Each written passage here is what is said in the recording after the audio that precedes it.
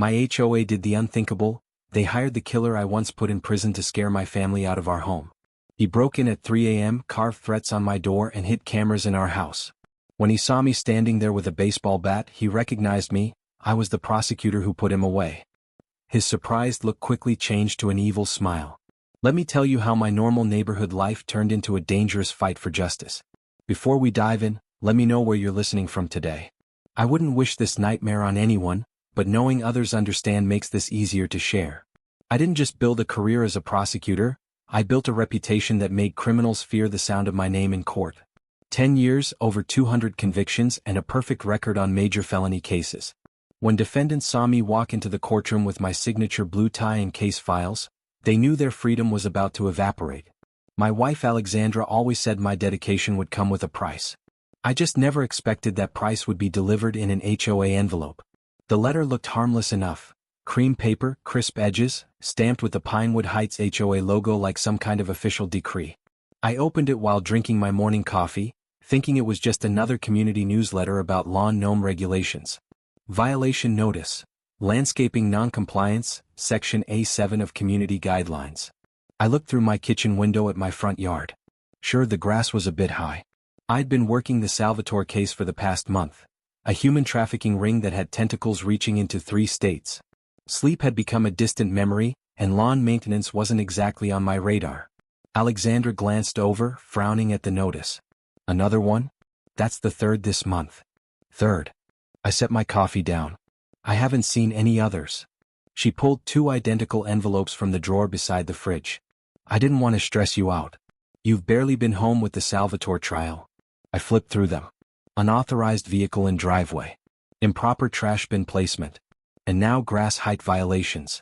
Each with increasing fine amounts and more threatening language. They're targeting us, Alexandra said quietly, twisting her wedding ring, a nervous habit since law school. They're targeting everyone, I replied, giving her shoulder a squeeze. HOAs are equal opportunity dictatorships. I was wrong. So devastatingly wrong. That afternoon, I mowed the lawn, moved the bins, and parked my Audi in the garage instead of the driveway.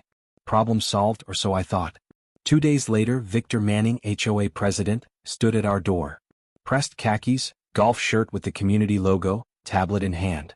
His smile never reached his eyes. Mr. Reeves, we've received multiple reports of unusual activity at your residence. Unusual activity? I leaned against the doorframe, blocking his view inside. Late-night visitors. Cars coming and going at odd hours. Several neighbors have expressed concerns about potential illegal activities. I nearly laughed out loud. As a prosecutor, I occasionally had detectives dropping off case files after hours or witnesses coming by to review testimony. Nothing unusual for someone in my position. I assure you, Manning, the only illegal activity I'm involved with is putting it behind bars. He didn't smile. Nevertheless, the board has unanimously voted to implement a special assessment on your property. For additional security monitoring. That's not in the bylaws. Emergency Clause 14.3 gives the board authority to assess properties that present unique security concerns. He handed me an invoice for $850. I handed it back without looking at it. I'll be contesting this. His expression hardened, eyes narrowing slightly. I wouldn't recommend that approach, Mr. Reeves. The community has ways of dealing with problematic residents. As he walked away, I felt something cold settle in my stomach.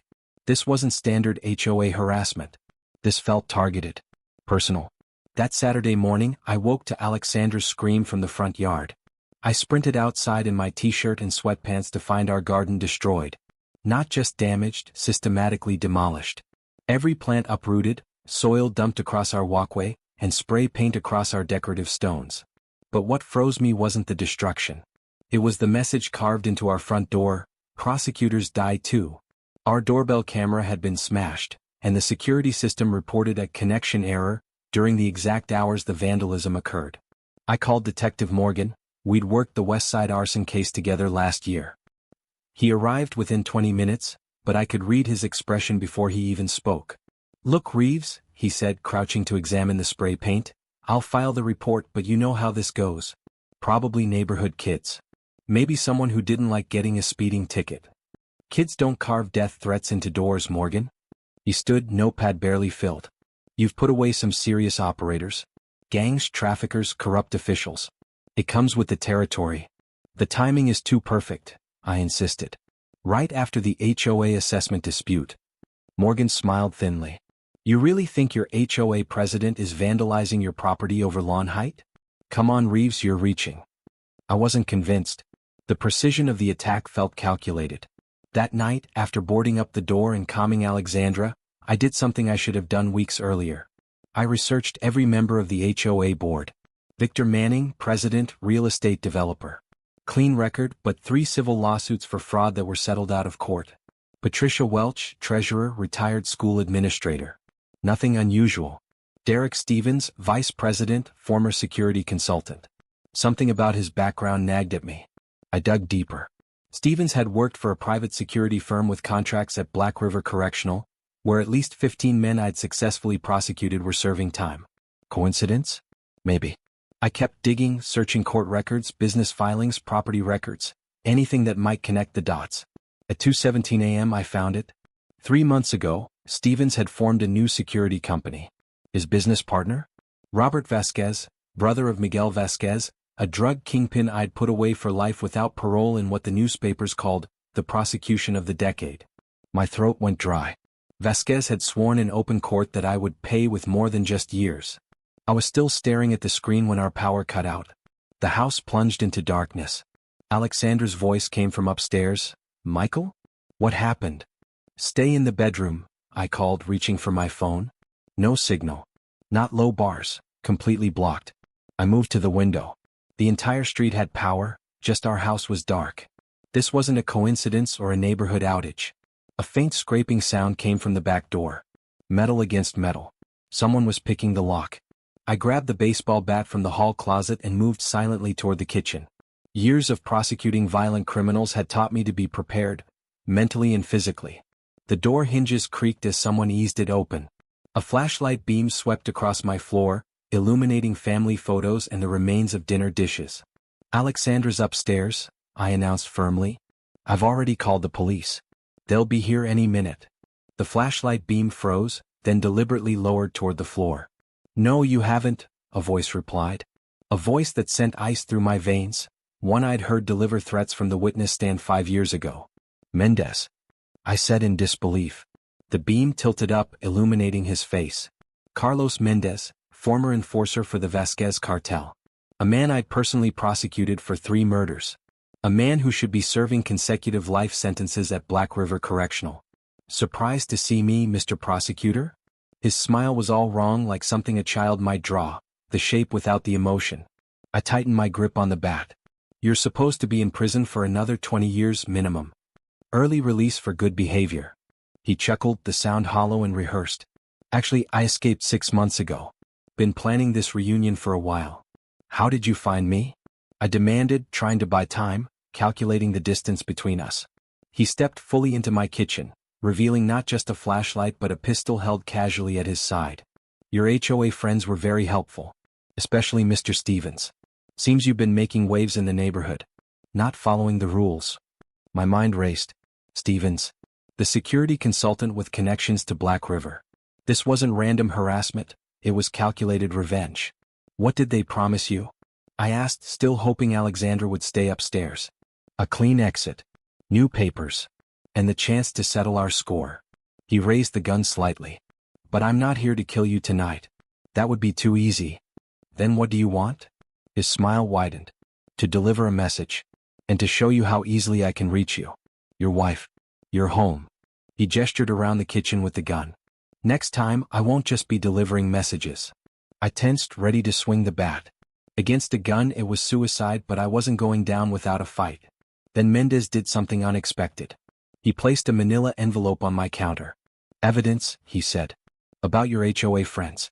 Turns out they've been helping more than just me get payback on people who crossed them. They're running quite the operation. Thought you might find it professionally interesting. He backed toward the door, gun still trained on me. I'll be seeing you again, Mr. Prosecutor. Maybe at the trial when you try to put Stevens away. Or maybe sooner if you don't move quickly enough. Before I could respond, headlights swept across the windows. A car had pulled into our driveway. Mendez's eyes narrowed. Company? Neighbors? I lied. They check on us when the power goes out. He gave me one last cold smile. Sweet dreams, Mr. Prosecutor. Lock your doors. Not that it'll help. And then he was gone, slipping out the back door like a shadow. 10 seconds later, I heard my neighbor Frank's voice calling from the front porch. Michael? Alexandra? Everything okay? Your lights are out. I waited until I was certain Mendez was gone, then moved to the front door, bat still in hand. Frank stood there in pajama pants and a jacket, flashlight in hand. Power outage, I managed to say. Just us, it seems. Weird, he frowned. Want me to check your breaker? No, I said too quickly. I'll handle it. Thanks, Frank. After he left, I locked every door and window, then checked on Alexandra. She was asleep, thankfully unaware of our visitor. I didn't wake her. Not yet. Instead, I returned to the kitchen and stared at the envelope Mendez had left. Opening it felt like making a deal with the devil, but I had no choice. Inside were photos. Dozens of them. Stephen's meeting with what appeared to be recently released felons. Manning handing over envelopes of cash. Property documents showing houses being sold well below market value after problem residents moved out. And most damning, a list of names, addresses, and resolution methods for homeowners who had challenged the HOA. My name was at the bottom with one word next to it, Mendez. They were weaponizing convicted criminals against their own neighbors. My hands trembled with equal parts rage and horror. This wasn't just corruption, it was organized crime hiding behind community bylaws. I took out my backup phone, the one I kept for witness protection cases, on a separate network. No signal blocking could touch it. I called Captain Reynolds, head of major crimes. Reynolds, she answered, voice thick with sleep. It's Reeves. I need a team at my house. No. And I need protection for my wife. Michael? What's happening? The Pinewood Heights HOA just sent Carlos Mendez to deliver a message. He's supposed to be in Black River Correctional. Silence. Then, I'm on my way. Don't touch anything. I hung up and went to wake Alexandra. As I climbed the stairs, a new text message appeared on my phone. Unknown number. Cute move, calling the police. Stephen says to remind you, we control the neighborhood. We know when they arrive, when they leave. You're never safe. I deleted the message, but the threat lingered like smoke. They were watching. Always watching. Captain Reynolds arrived with 4 officers and a crime scene tech. They swept the house while Alexandra and I sat in the kitchen, her hands clutching a mug of tea that had long gone cold. I knew your job would follow us home someday, she whispered, not accusingly, just stating a fact we'd both always known. But I never thought it would be through the HOA. Reynolds pulled up a chair across from us. 20 years on the force had earned her the nickname Stone Face, but tonight even she looked rattled. Mendez has been off the grid for 6 months, she confirmed. We've had 0 leads until now. He's working with the HOA board, I explained, pushing the envelope of evidence toward her. Stevens, Manning, they're using ex-cons to intimidate and force out homeowners who don't fall in line. Reynolds thumbed through the photos, her expression darkening. This is organized criminal activity hiding behind neighborhood bylaws. They're targeting homes they want for below-market acquisitions, I added. Check the property transfers in the last year. One of her officers appeared in the doorway. Captain, we found a listening device in the living room smoke detector and another in the master bedroom. Professional grade. Alexandra's face went pale. Our bedroom? How long have they been? We're sweeping the entire house, the officer assured her. By morning they'd found 7 listening devices, 3 hidden cameras, and evidence that our home security system had been compromised months ago. Our lives had been on display like some twisted reality show. Reynolds set up a protection detail and moved us to a hotel. Just temporary, she insisted, though we all knew this had escalated beyond a simple threat. I spent the next 48 hours in what became our war room, a conference room at the prosecutor's office, walls covered with photos, names, property records, and criminal histories. My boss, District Attorney Harrison, stood with his arms crossed, staring at the evidence. You're telling me the Pinewood Heights HOA is essentially running a criminal enterprise? They're forcing out residents they want gone, buying properties at depressed prices, and using convicted felons as enforcers, I confirmed. Stevens has connections inside Black River Correctional. He's recruiting inmates before release, offering them work as muscle. Harrison had been a prosecutor for 30 years. Nothing shocked him anymore, but this came close. This is bigger than witness intimidation. This is RICO territory. I want to run the case, I said immediately. He shook his head. You're the victim, Michael. You're compromised. I'm the only one who can connect all the dots, I argued. I've put away half the enforcers they're using.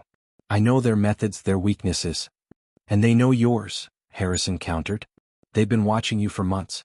They know your routines, your habits, even how you and your wife argue. They'll be expecting you to lead the charge. I stared at him. Exactly. So let's give them what they're expecting. We built the case meticulously. Financial records showed Stevens' security company was a shell corporation. Property transfers revealed Manning had acquired 8 homes in Pinewood Heights after the owners fled following incidents similar to mine. Reynolds' team tracked down 3 former homeowners who'd been terrorized out of the neighborhood. They were reluctant to speak at first, until we showed them the evidence that their random break-ins and vandalism had been orchestrated by their own HOA. They sent someone to threaten my daughter, one woman whispered. Said they knew her school schedule. We moved the next day. Meanwhile, Alexandra and I remained under protection, living out of suitcases while our home sat empty, a constant reminder of what we'd lost. The strain was showing. She stopped sleeping, started jumping at small noises, checked the locks 3 times before bed. One night, she asked the question I'd been dreading. Can we ever go back? I didn't have an answer. Because it wasn't just about safety anymore, it was about trust. How do you feel safe in a place where the very people tasked with protecting the community were the predators? 2 weeks into the investigation, Stevens made his move. An unmarked envelope appeared at my office, bypassing all security protocols, which meant someone inside was helping him. Inside was a single photo of Alexandra shopping at a grocery store 3 towns away, taken that morning. On the back, 2 words, final warning. The protective detail swore she'd never been alone, never been exposed. Yet somehow they'd found her. Tracked her. I slammed the photo on Reynolds' desk. We're done hiding. It's time to draw them out. She agreed. It was time for the prosecutor to become the bait. The plan was simple. I would return to our home alone to gather some belongings. Word would leak that I was withdrawing from the case, too frightened to continue. The house would be wired with every surveillance device the department had, plus a tactical team hidden nearby. Alexandra would remain secured at an undisclosed location. I didn't tell her the full plan, just that we were setting a trap. She didn't need to know I was the cheese. Be careful, she said, squeezing my hand before I left. I need you alive more than I need justice. I nodded, not trusting myself to speak. Because the truth was, I wasn't just doing this for justice. I was doing it for revenge. They had invaded our home, threatened my wife, made us feel powerless. No one does that to a prosecutor without consequences. The evening I returned home, the street was quiet. Too quiet. No children playing, no neighbors walking dogs. Just curtains occasionally twitching as I pulled into my driveway. I made a show of unlocking the door, checking over my shoulder nervously. Inside, I moved from room to room, turning on lights, opening closets, packing a bag loudly enough for any listening devices to pick up. After an hour, I made a call on my regular phone, knowing it was likely still compromised. Listen, Tom, I said to Detective Thompson, who was playing his part. I can't do this anymore. They're everywhere. They got to Alexandra again today. I'm recusing myself from the case. Thompson followed the script. Michael, don't let them win. We can protect you. No, you can't, I replied, letting genuine fear creep into my voice. I'm taking Alexandra and leaving town for a while. Maybe for good. I hung up and sat on the couch, head in my hands, the picture of a defeated man. Then I went upstairs, packed more items, and finally turned off the lights. According to the plan, I'd leave in the morning, giving Stevens and his crew the night to make their move. I lay in bed, fully clothed, gun under my pillow, waiting. At 2:17 a.m., the power cut out. I didn't move. Years of prosecuting violent criminals had taught me patience. In the darkness, I heard the soft click of the back door lock being manipulated. Then footsteps, at least 3 sets, moving with practiced precision through my home. The tactical team wouldn't move until they had visual confirmation of the suspects. We needed to catch them red-handed. My bedroom door eased open. 3 shadowy figures entered, one with the unmistakable bulk of Mendez. Another was shorter, moving with the confidence of someone in charge. Stevens. Check under the bed, Stevens whispered. Make sure he's really asleep. A beam of light swept over the bed. I kept my breathing deep and regular, playing the part of a man in deep sleep. Got the package? Stevens asked. Right here, the third man replied. Enough to put him away for decades. My blood ran cold. They weren't just here to threaten me, they were going to plant evidence. Drugs, maybe, or illegal weapons. A prosecutor found with contraband would not only lose his career but his freedom. Wake him up, Stevens ordered. I want him to see this before we call it in. Mendez approached the bed, reached out to grab my shoulder. I moved faster than he expected, gun raised and aimed at Stevens's chest. Police, don't move. Instead of freezing, Mendez lunged, knocking my aim off just as I fired. The shot went wild, hitting the ceiling. The room erupted in chaos, shouting, the thunder of footsteps as the tactical team stormed up the stairs. Police, on the ground. Lights and laser sights cut through the darkness. The third man dropped immediately, hands behind his head. Stevens made a break for the window but was tackled by an officer before he got halfway across the room. But Mendez came straight for me, a knife appearing in his hand as if by magic. I fired again, caught him in the shoulder. He stumbled but didn't stop. You ruined my life, he snarled, lunging forward. I kicked out, caught him in the knee. He went down hard, and 3 officers were on him in an instant, securing his hands despite his struggles. Lights came on as the backup generators kicked in. Standing in my bedroom, surrounded by cops securing 3 criminals, I finally looked at Stevens's face. You made a big mistake, I told him as an officer cuffed him. This isn't over, he hissed. We have people everywhere. Your HOA, the police department, the courts. That's why we recorded everything, I replied, gesturing to the miniature cameras hidden throughout the room. Including your admission about having people everywhere. The FBI is very interested in that particular statement. His face went slack as the implications hit him. Captain Reynolds appeared in the doorway, surveying the scene with grim satisfaction. Package secured, she reported. They brought quite the selection. Unregistered handguns with filed-off serial numbers, cocaine and child pornography on USB drives. All with your fingerprints conveniently on them. I felt sick. They hadn't just planned to ruin my career, they wanted to destroy my entire life. We got them all? I asked. Reynolds nodded. Manning is already in custody. We raided his house simultaneously. Found evidence linking at least 15 targeted removals of homeowners across 3 different communities. This is bigger than we thought, Michael. As they led Stevens away, he looked back at me. You think you've won? This goes higher than you can imagine. People with real power. Good, I replied. I like a challenge. The investigation expanded beyond our wildest expectations. Stevens's operation had infiltrated 6 different communities, using the same playbook. Take control of the HOA, identify undesirable residents, deploy escalating intimidation tactics, then acquire the properties through shell companies when the owners fled. The FBI joined the case when we discovered connections to money laundering and political corruption. 3 city council members had been steering development contracts to companies owned by Stevens's associates in exchange for kickbacks. Mendez and 4 other convicted felons were returned to prison with additional charges. Stevens and Manning faced RICO charges, conspiracy, extortion and witness intimidation. In total, 17 people were indicted, including 2 police officers who had been feeding information to the network. District Attorney Harrison insisted I lead the prosecution team. You earned it, he said. Besides, no one else understands this case like you do. The preliminary hearings became a media sensation. HOA from hell, screamed the headlines.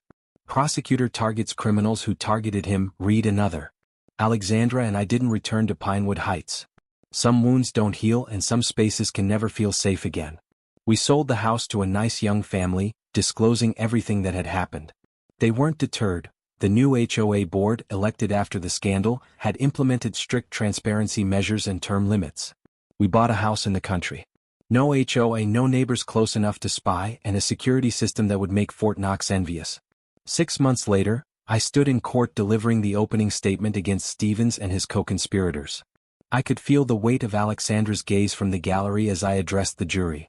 Ladies and gentlemen, this case isn't just about corrupt HOA officials or intimidation tactics. It's about the perversion of community. These defendants took something meant to protect neighborhoods and transformed it into a weapon. They weaponized bylaws, they weaponized fear, and most disturbingly, they weaponized violent criminals to target law-abiding citizens who simply wanted to live in peace.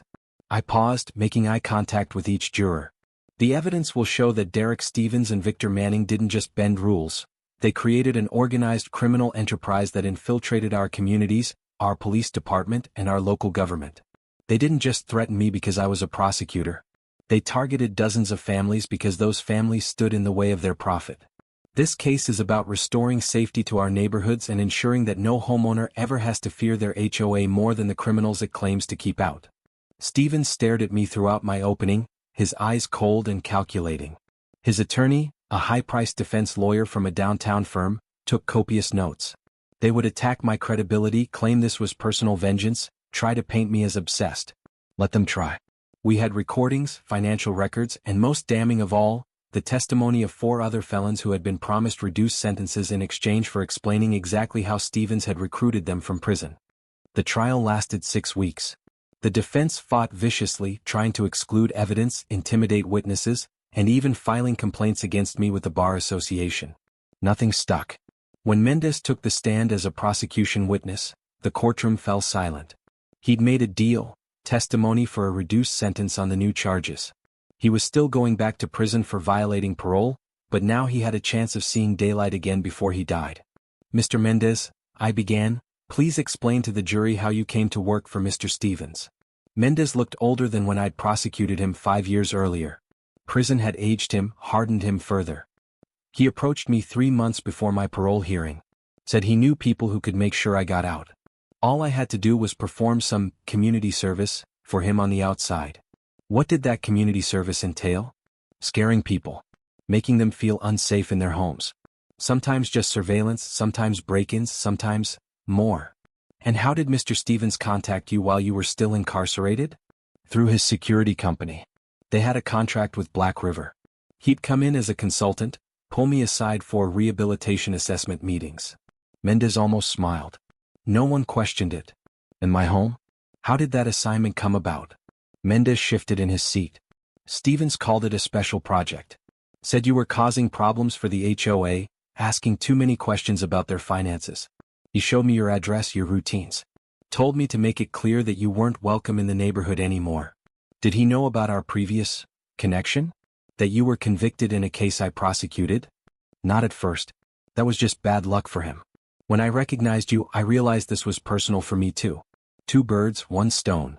The defense tried to paint Mendez as a liar looking for a reduced sentence, but the evidence supported his testimony. Financial records showed payments to his girlfriend. Security footage from Black River confirmed the private meetings with Stevens. When the verdict came in, guilty on all counts, Stevens showed emotion for the first time. Pure hatred burned in his eyes as the foreman read the decision. As they led him away, he looked back at me one last time. "This isn't over," he mouthed. But it was. For him, at least. 1 year later, Alexandra and I stood in the kitchen of our new home, morning light streaming through windows that faced nothing but open fields and distant mountains. No neighbors close enough to spy, no HOA to dictate the color of our mailbox or the height of our grass. "Do you miss it?" she asked, coffee mug cradled in her hands. "The neighborhood, the community?" I considered the question. I miss what it should have been. Not what it was. The Stevens case had changed more than just our address. It changed how people viewed their HOAs across the country. The national coverage had spawned investigations into similar operations in 12 states. New legislation was working its way through state houses to increase transparency and oversight of homeowners associations. I'd been promoted to head the newly formed Public Integrity Unit, focusing on corruption in local government and community organizations. The position came with higher security and better hours, a compromise that helped Alexandra sleep better at night. My phone buzzed with a text. "Captain Reynolds, now Chief Reynolds after the department shakeup. Thought you'd want to know. Stevens was denied appeal. It's really over." I showed Alexandra the message. She nodded, some of the tension leaving her shoulders. "Do you think he still has people out there?" she asked. It was the question that kept her up some nights, checking the locks, monitoring our security cameras. "If he does, they'll have to get through our new security system, 2 trained German shepherds, and about 5 miles of country roads first," I replied, trying to keep my tone light. She smiled, but it didn't quite reach her eyes. Some wounds take longer to heal. The sense of violation, of being watched in your most private moments, of having your home turned into a trap, doesn't disappear with a change of address.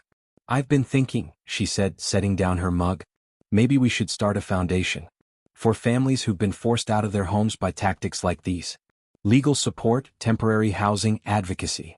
I looked at her with newfound admiration. After everything she'd been through, her instinct wasn't to hide but to help. I think that's a brilliant idea, I said.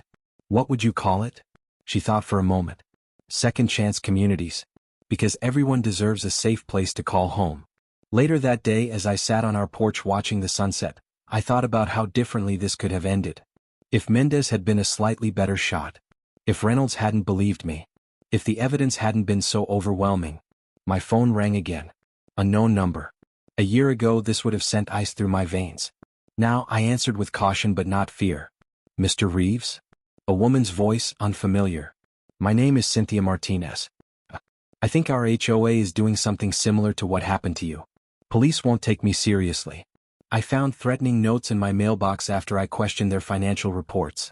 My security cameras keep getting disabled. I don't know who else to call. I sat up straighter, already reaching for a pen. Tell me everything, Ms. Martinez. Start from the beginning. Because some battles never truly end. They just change battlefields. And as long as there are people willing to abuse power, there need to be people willing to stand against them. Even if it means facing your worst nightmare at 3 a.m. with nothing but a baseball bat and the conviction that justice must prevail, not just in courtrooms but in our very homes. You see, criminals come in all forms. Some wear prison jumpsuits. Others wear polo shirts with HOA logos.